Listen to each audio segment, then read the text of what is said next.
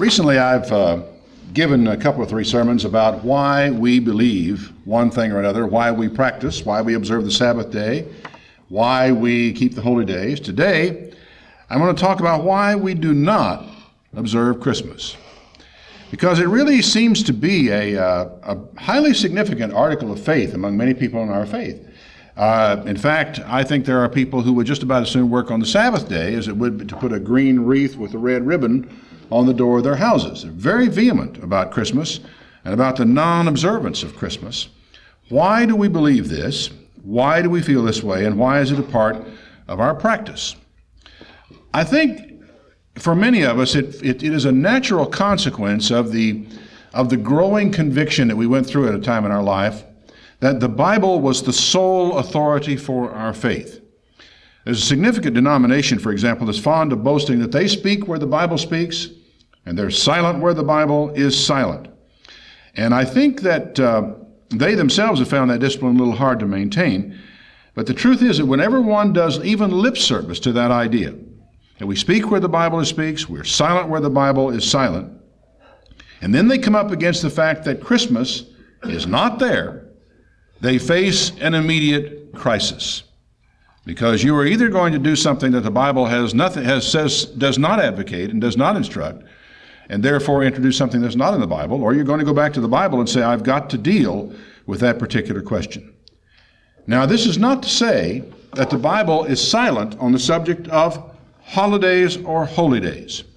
And this was something which, when I first came up against this subject, I had come to believe that the Bible was my authority. In fact, I was involved in an ongoing discussion with another Christian, about different doctrines and ideas.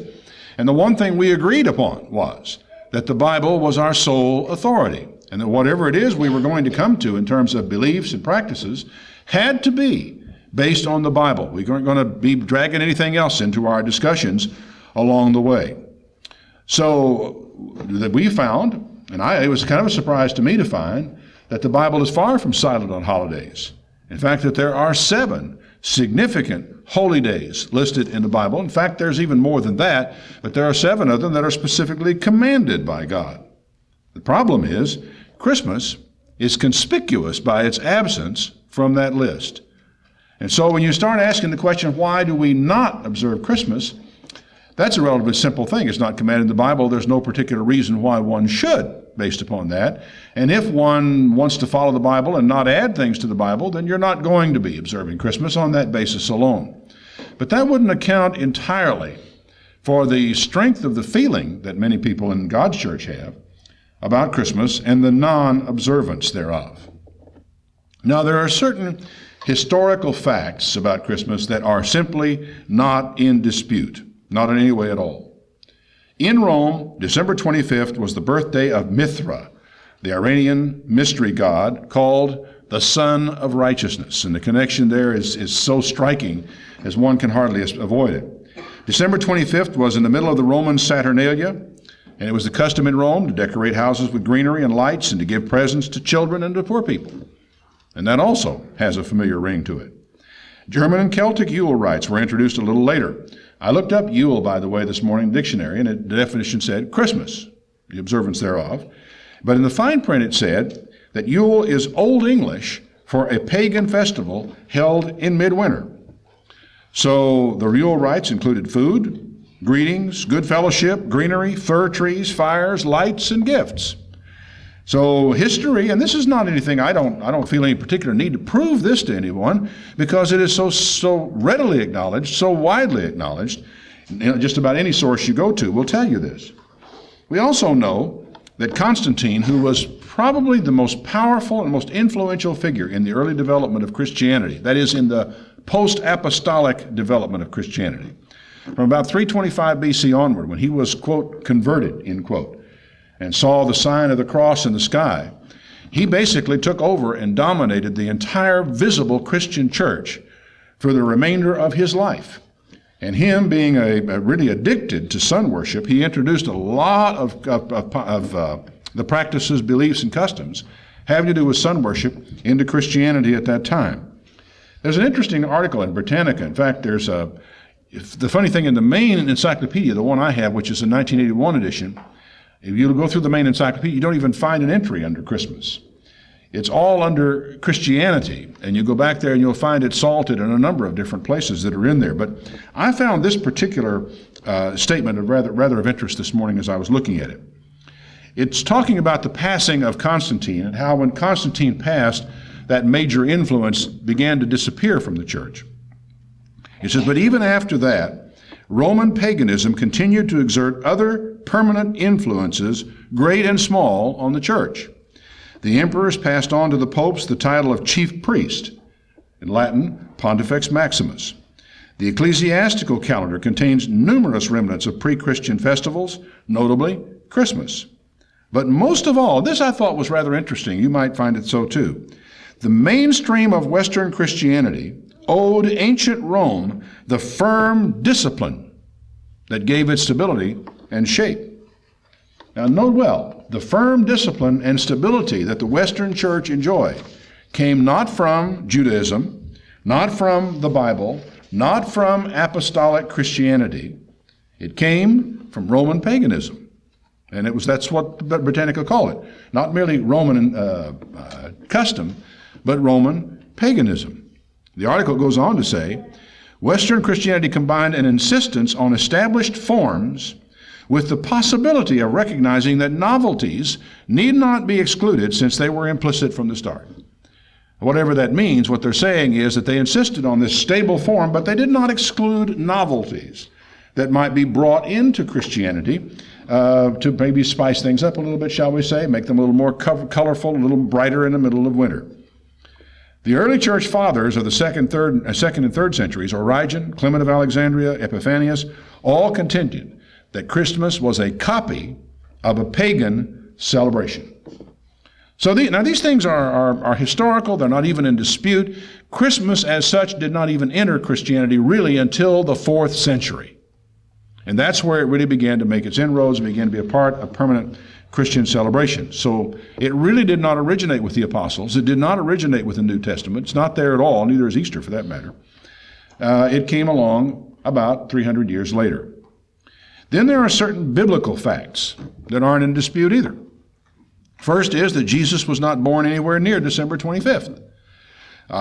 This is such a simple thing that it's hardly worth the time. I mean, you go to commentary after commentary after commentary after commentary, and they will basically tell you that no, Jesus wasn't born near December 25th. That's the birthday of Sol Invictus, the pagan Roman sun god, that Jesus was probably born in the autumn. Just pretty well universal agreement on that subject. Shepherds were not still in the fields with their flocks that time of year. Most commentaries will say by the time you get down to December, really after the 1st of November, it's too cold in the fields. They're no longer out there. And that puts it back into October of a certainty. But the fact is that in the New Testament, just a simple, careful study of that, coupled with the Old Testament, you don't really even need anyone's help. You need a concordance and a little patience and a little work.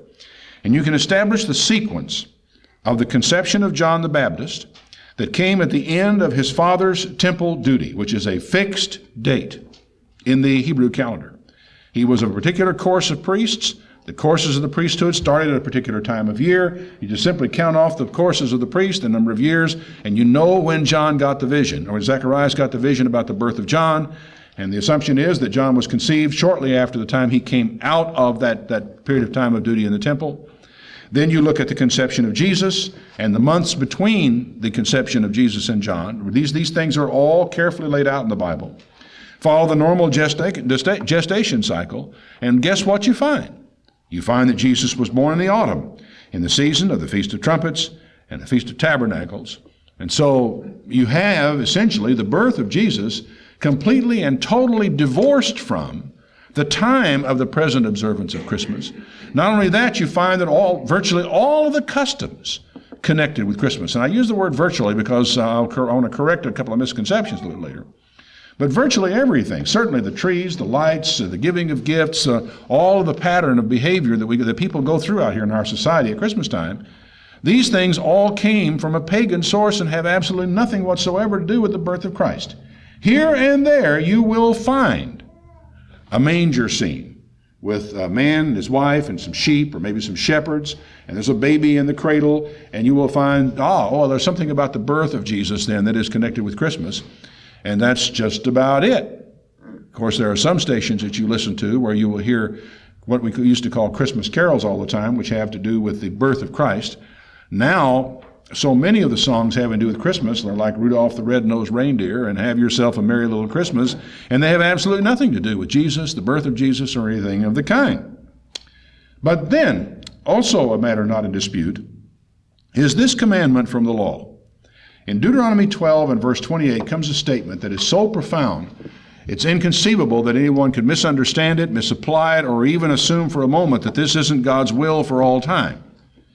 In Deuteronomy 12 and verse 28, he says, "Observe and hear all these words that I command you, so it will go well with you, and with your children after you forever, when you do that which is good and which is right in the sight of the Lord your God." I don't think it's possible for us to really grasp how novel, how new, how profound the religion was that God was handing down from these people. Now, I say new. It was new to them. It was not really new, for it had been around for a very long time. But what I'm basically saying is how different, how startling and strikingly different it was from the religions of the time all around them. What he is going to tell them is this is totally different, and I expect you to live by it. "When the Lord your God shall cut off the nations from before you, where you go to possess them, and you succeed them and dwell in their lands, you take heed to yourself that you be not snared by following them after they have been destroyed from before you." Now, you would think that this would be sort of automatic.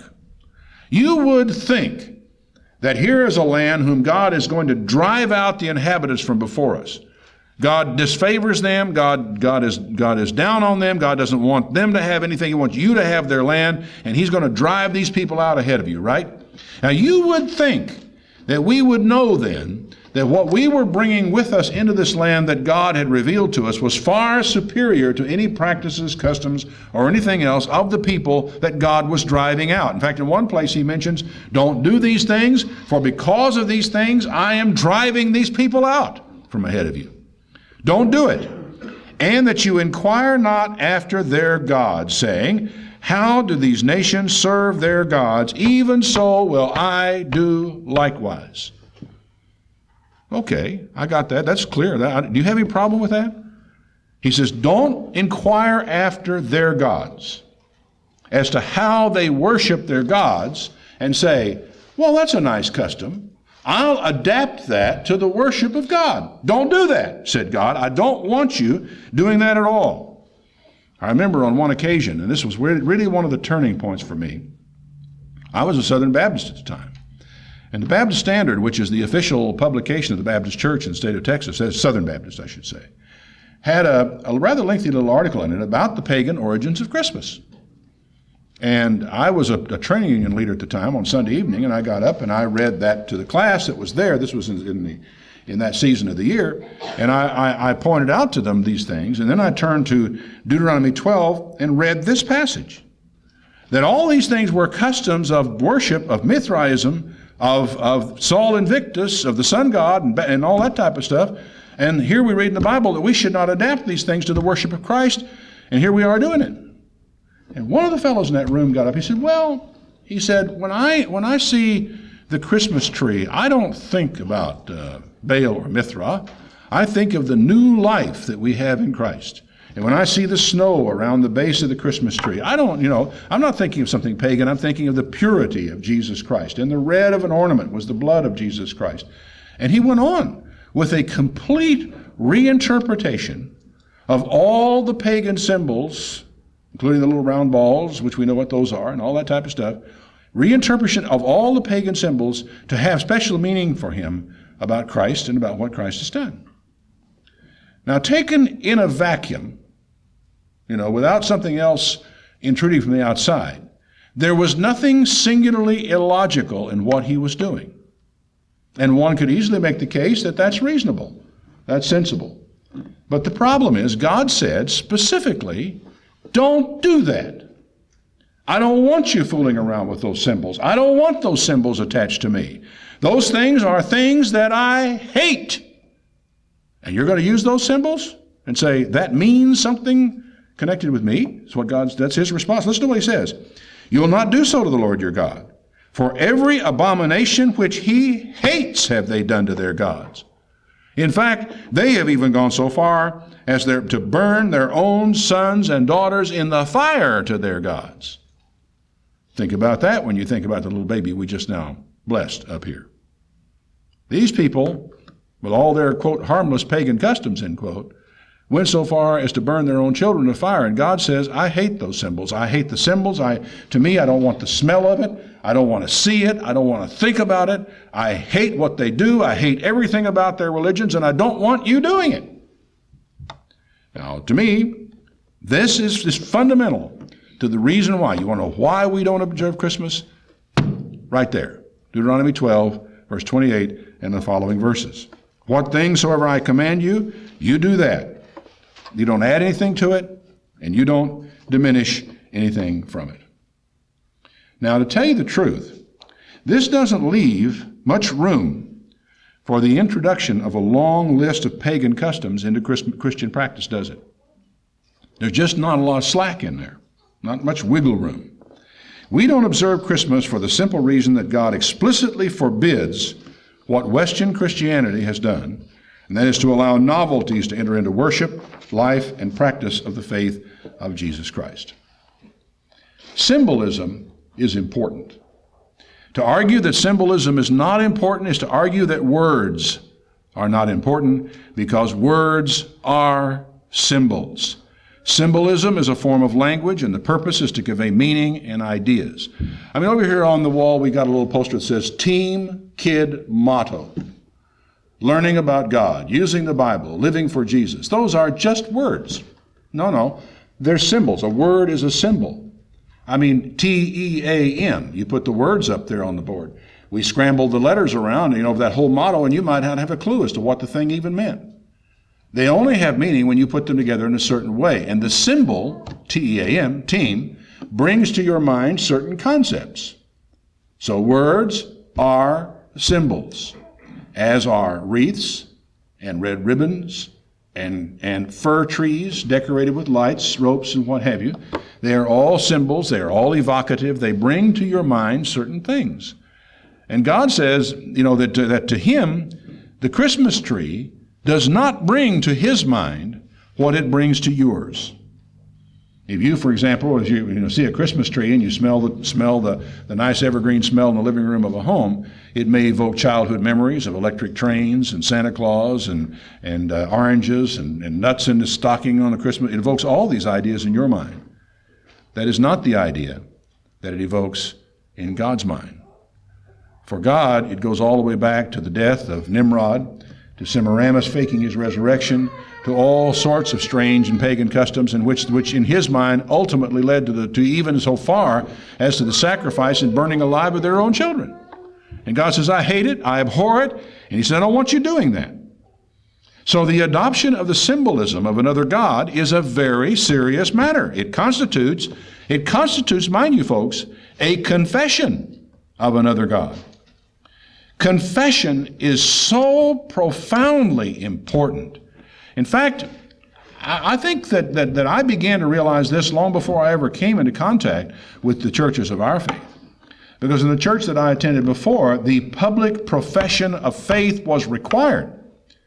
You couldn't go to the preacher in private somewhere and sneak around and say, I want to be baptized, and be baptized and go your way. No. Fundamental to that was you walk down the aisle, you shake hands with the preacher, and you publicly confess Jesus Christ. It was required. And in fact, when you get into the New Testament, the idea of the public confession of Jesus Christ in some way in your life is required and expected of you. And Jesus said, if you're ashamed of me before the sons of men, I will be ashamed of you before my Father which is in heaven. If you confess me before the sons of men, I will confess you before my Father which is in heaven. So the adoption of the symbolism of a God has a great deal to say about what kind of a confession you are making. Now, the adoption of the symbolism of the Bible involves a number of confessions. I consider, for example, that the observance of the Sabbath day, the abstaining from work on the Sabbath day, is a confession of faith in the God who created the world in 6 days and rested the seventh. He is my God, someone else is not. The observance of the Feast of Tabernacles is a confession that we are strangers and pilgrims on this earth, that our kingdom, the kingdom to which we belong, is not of this world, that we are not at home here, that we look for another kingdom, that has another city that has foundations, whose builder and whose maker is God. We're temporary. We're on the road. We're on the march toward the kingdom of God. The observance of the Passover is a confession that Jesus Christ is our Passover lamb, that he died for our sins, that it was my sins that crucified him and put him on the stake, that his sacrifice is what sets us free from sin. You know, you have to confess that. And when you come to observe the Passover in the presence of other people, you actually, when you partake of the wine and the bread, confess before all your brethren that Jesus died for you and that you are renewing your faith in that sacrifice at that time. The acceptance, the observance for 7 days of the days of unleavened bread, where we accept the fact that in those 7 days, leaven is a symbol, a type of sin, and that we confess that we have been freed from sin and that we must keep ourselves that way. So by the adoption of all these symbols, we make certain confessions about who our God is, what he expects of us, what our life is like, and what we expect of him. But the adoption of the symbols of Christmas invokes an entirely different message. In the modern world, it's hardly even religious, but we do not believe that we have any business perpetuating the myth that Christmas has anything to do with Jesus Christ. So, we do not observe Christmas.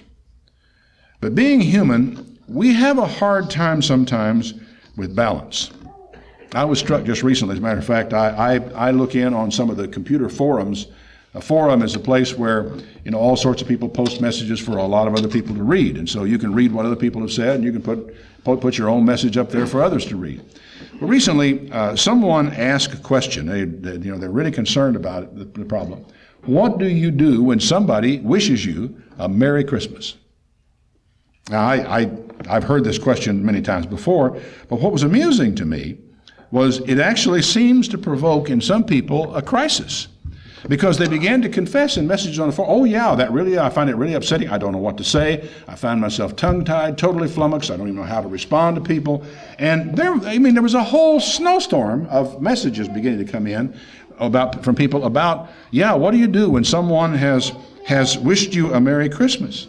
There's nothing routine about it. To most people who don't observe Christmas, it's a provocation. It's worrisome. It's frightening to have that happen to us.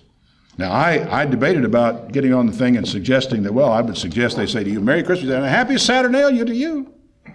But I thought that probably would not be well taken. It would surely offend the pure in heart on the forum if it didn't offend the people they told it to. We could reply, Merry Christmas and a Happy New Year to you, but that might have pagan overtones as well. I tell you what you could do. You could try, bah, humbug, and turn on your heel and walk away, be nice and rude about it. That might work. But, it's really, there is, of course, I know this is a real unusual idea, but if someone says, Merry Christmas, you could say, well, thank you very much. I appreciate that. You're very kind. But what's funny about it is that such a simple little thing would provoke a crisis. That even saying thank you bothers some people. Saying the same to you would really bother some people.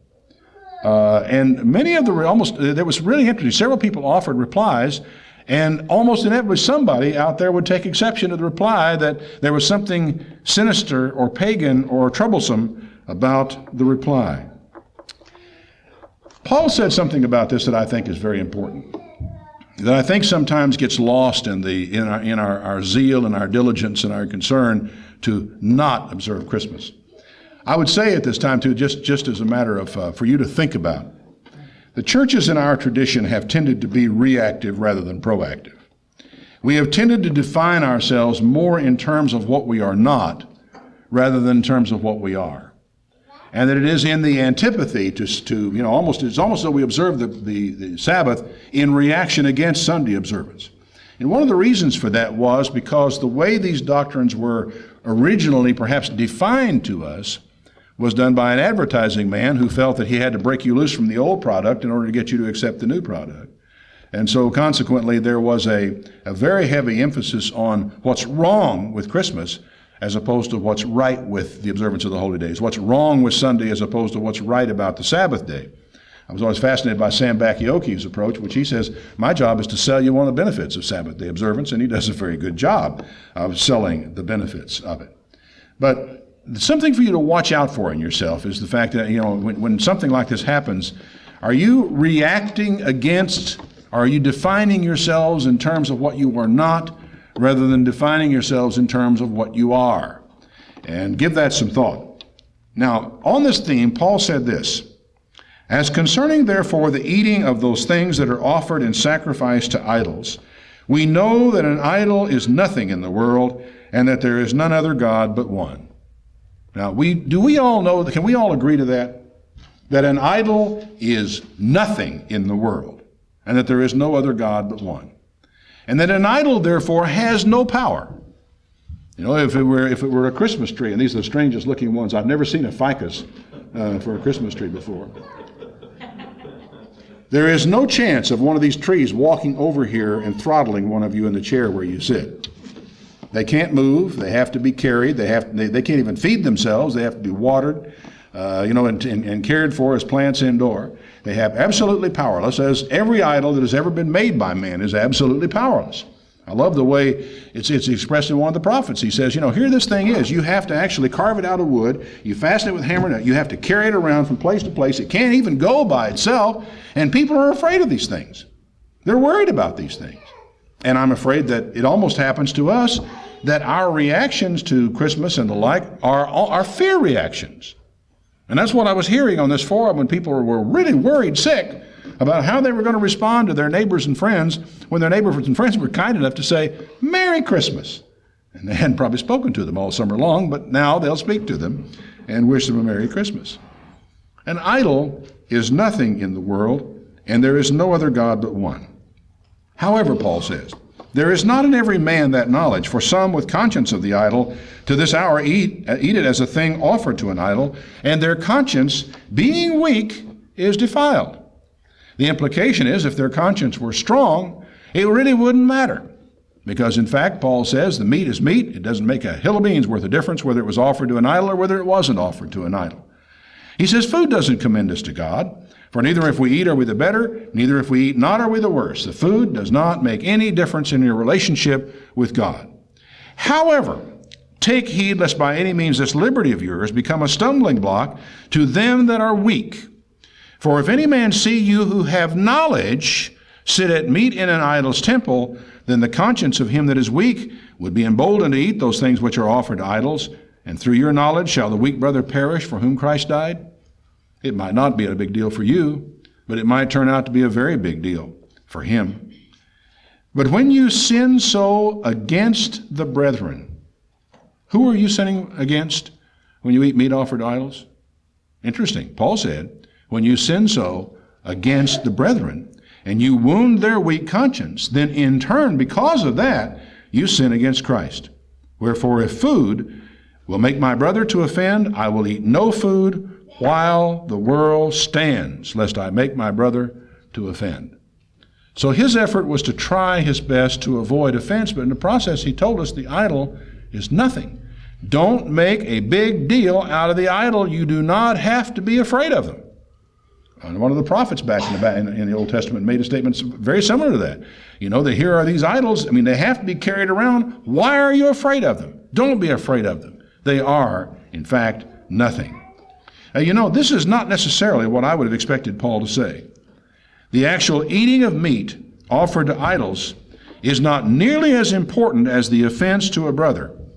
Although elsewhere Paul will acknowledge that eating meat offered to idols is something we should not do.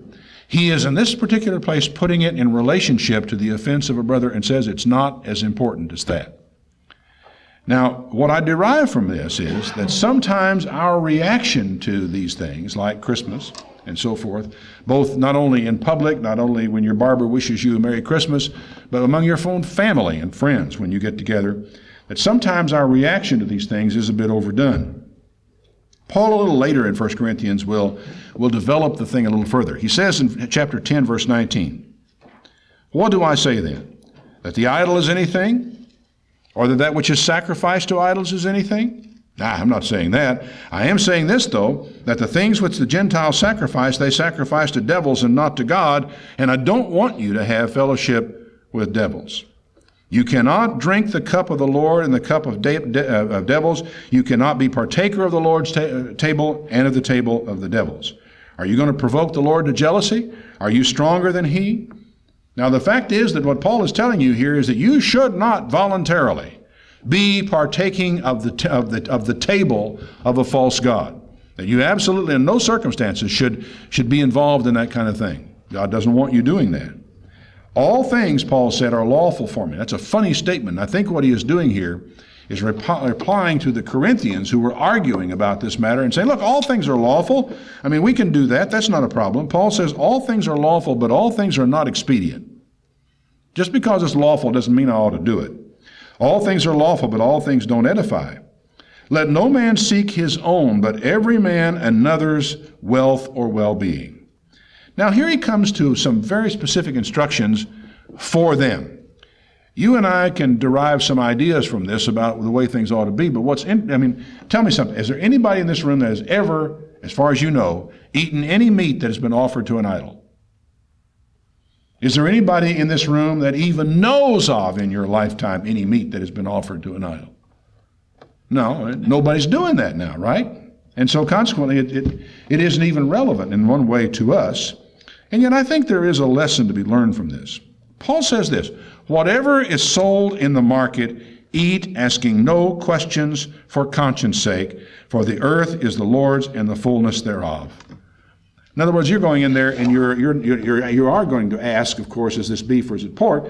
But as far as how was this animal killed? Was this animal offered to an idol or what have you? Because meat apparently was sold in the marketplace that had either been sacrificed to a false god or that had simply been butchered simply for sale and to sell to whoever came by to buy it. Both kinds of meat were there, and it's awfully hard to tell the difference, I gather, looking at a cut of beef, what they were thinking about when they actually sacrificed the animal. So eat it, don't worry about it, which tells me, again, that the idol is nothing, that it has no effect on it, that I need not worry myself over that. But if any of them that believe not, here we've got an unbeliever, not in the church, has no knowledge of Jesus at all, and he invites you to go to a feast, and you are disposed to go. Whatever is set before you, eat, asking no questions for conscience sake. You don't have to worry your head about that. It's put in front of you, eat it. Just assume that it's good. But if any man will say unto you, this is offered in sacrifice to idol, eat not for his sake that showed it, and for conscience sake, for the earth is the Lord's and the fullness thereof. Conscience? Conscience, I say, not your own, but of the other. Now, why should I be judged, you might say, of another man's conscience? For if I by grace be a partaker, why should I be evil spoken of for that which I give thanks? I give thanks over it, God blesses it, I eat it. Why should I be worried about somebody else's conscience? Well, whether therefore you eat or drink, whatever you do everything to the glory of God. Give it none offense, neither to the Jews, nor to the Gentiles, nor to the church of God, even as I please all men in all things, not seeking my own profit, but the profit of many, that they may be saved. So Paul basically, even though he acknowledges that we should avoid meats offered to idols, he is making a very strong case that of where the real problem and the real concern needs to lie. Now, I got to tell you something, though, that if you are invited to your mother-in-law's house, along with your wife and your kiddos, on, let's say, the day before Christmas, or maybe even on Christmas Day itself, and you be disposed to go, and a great turkey and dressing and so forth is laid out before you in the traditional Christmas dinner, I want you to understand something. The turkey that is before you, and the cranberry sauce that is before you, and the dressing that is there before you, was not offered to an idol. It wasn't. A turkey is a turkey is a turkey. And you don't have to worry your head over the fact that, well, I'm breaking God's law and eating meat offered to idols by eating a, quote, Christmas turkey, and it's only a Christmas turkey because your mother-in-law called it that, on Christmas Day with my family. I mean, there are people who absolutely, under no circumstances, would do a thing like that. The fact is that that turkey is not any different from any other turkey. It's conscience, is your conscience, and knowledge that is important. Now, there is, I think, in this a small metaphor for us. The reason I bring it up for you. Someone recently wrote this. They said, everything that has anything to do with Christmas is pagan, and we should have nothing whatsoever to do with it. Right, I got it. We should then never give gifts to children. That has long been associated with Christmas. It is pagan, and we ought not to do it. Think of all the money that's going to save you. No gifts for children. We should never give food to the poor.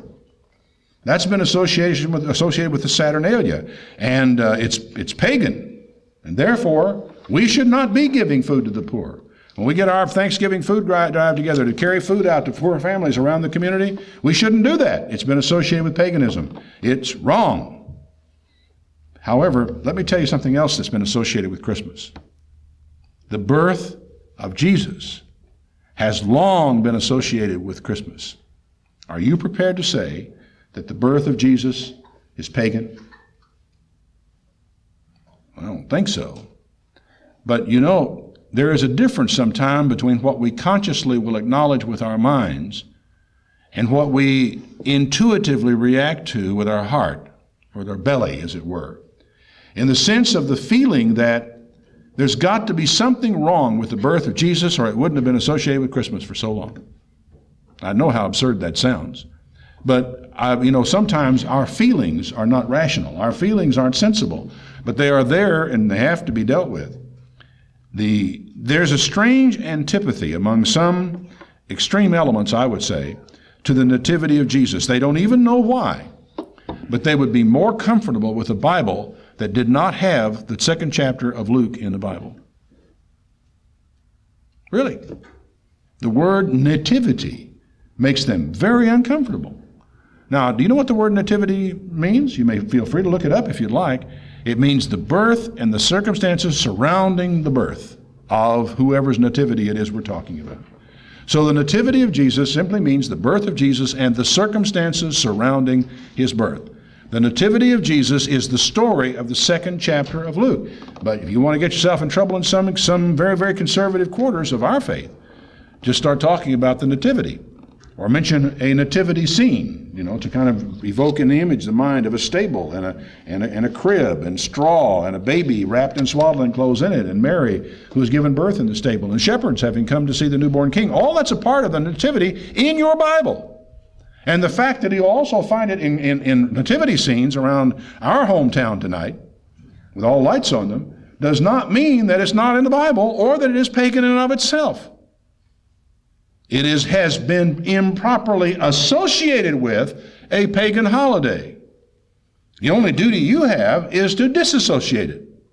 No more. Not to avoid it. Certainly not to deny it. And one of the things that I was really shocked about not long ago, one Sabbath school teacher was really surprised. She was teaching a group of kids that have kind of grown up in this culture, and she was surprised several of them did not know the name of Jesus' mother. Defy you to go find some kids in a local Baptist or Church of Christ or what have you and see that they don't know the name of Jesus' mother. Most of them probably been in a little play in which one of them played Jesus' mother, and they knew her name was Mary, and so on it went. Now, in our tradition, we solve this tension by acknowledging the nativity of Jesus in the autumn where it surely took place. Our first Sabbath School Quarterly on the life of Christ begins quite naturally with his birth, where it really ought to begin. Isn't that where you normally would begin the life story of somebody? He was born, and that's where ours begins. We could have started with the pre-existence of Christ, but we kind of thought that was a concept for the kids that would be a little older. We hope in time that lesson will be taught in the autumn. That's generally speaking the kind of annual cycle that we envision as we start doing this is a cycle that begins in the autumn, which is the beginning of the year in that sense, and makes its way around the year back to the Feast of Tabernacles again. And so that lesson about the birth of Christ would be being taught in the season in which Jesus was born. And in our tradition, we believe that this is one way that we confess that Jesus Christ is come in the flesh. You know, I don't know how we got to doing it, or how the attitude ever got there. But there began to be a funny background doctrine almost hanging and lurking in the background. John addressed it in the first century in 1 John 4 and verse 1. He said, "Beloved, don't believe every spirit, but try the spirits whether they are of God, because many false prophets are gone out into the world. Hereby know you the Spirit of God. Every spirit that confesses that Jesus Christ is come in the flesh is of God. And every spirit that confesses not that Jesus Christ is come in the flesh is not of God. And this is that spirit of Antichrist, whereof you have heard that it should come, and already it's in the world." And why is that such a big deal? I don't know, but you know, there were people who came to believe, there was almost a belief that Jesus Christ came down to the earth, or fell to the earth full grown. And that he was not really flesh and blood at all, that he was a spirit and only appeared to be flesh and blood. There have been a lot of strange doctrines that have come up down through time dealing with Christ and with his circumstances. What is really interesting about the gospel writers is that they are all at pains to let us know that Jesus Christ came in the flesh.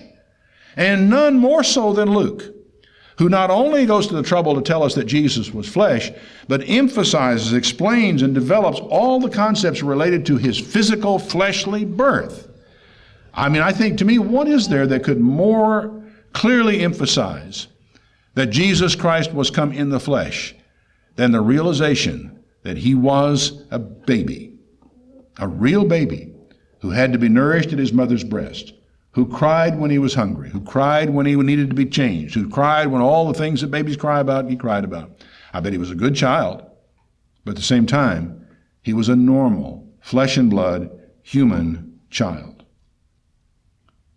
We do not observe Christmas, but there is no reason for us to withdraw from our family and friends at this time of year. We do not observe Christmas, but there is no reason for us to be tense with our family or with our friends at this time of year. There's no reason at all why we should not enjoy songs like Joy to the World or O Come All Ye Faithful, or any of the songs that celebrate the coming of God into the world in flesh. You know, you may be driving down the road, hear some of them on the radio in this season. Feel free to sing along with them, because they're about Christ. They're about his physical birth. It's a joyous occasion. It wasn't now. It wasn't this season. It was back in the autumn. But, you know, we think about a lot of things about Christ at different seasons of the year. And the winter is not a time when the birth of Jesus is off limits to talk about it. There's no reason not to do that.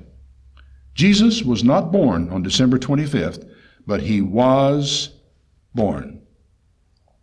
He was.